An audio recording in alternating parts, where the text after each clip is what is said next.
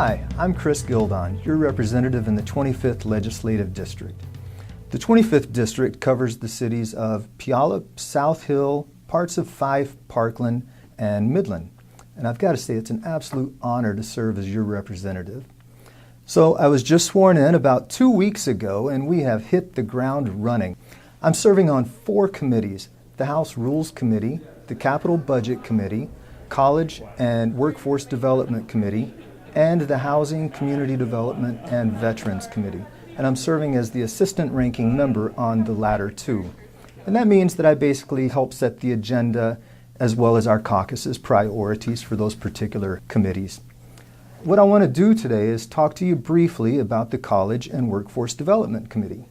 One of my priorities coming into the legislature was ensuring that we're able to link students to education, to sustainable jobs on into the future.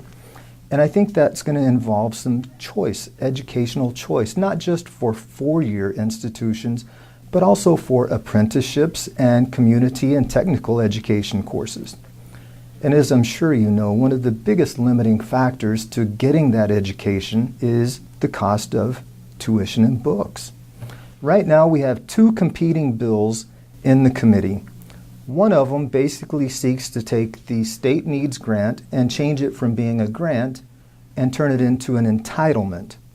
The other one has basically the same effect, but what it does is it provides free college education to everyone who's 70% or below of the state median family income.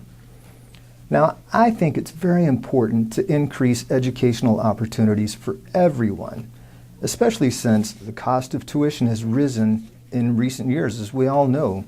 And you can see from this chart that the cost of textbooks and tuition has risen about 200% more than the cost of housing since 1997. That's just not acceptable. Now, I believe the most benevolent form of financial aid is lowering the cost of tuition and books for everyone. And I also think we've got to use precise words precisely whenever we make legislation. And right now, all of these bills have the word free college attached to them. I think you'll agree with me that that's a bit of a misnomer because that money's coming from somewhere. That professor is still getting a paycheck. The university still has to turn on the lights and do maintenance.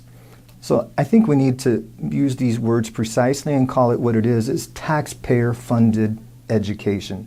If you, the taxpayer, are going to be required to fund this education, then you, the taxpayer, should at least get credit for it in the legislation. So one of my goals is to make college affordable for everyone, and I'm digging into 2 ways right now.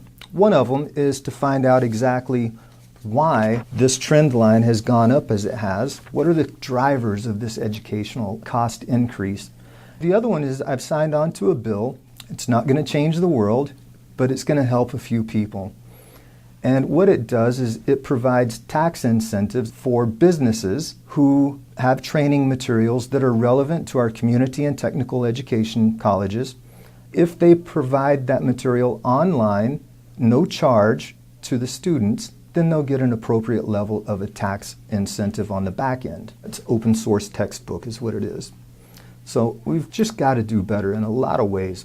And I'll say, if you're a student, or if you're a parent of a student, or if you're just interested in higher education, please give me a call, contact me, write me, email me.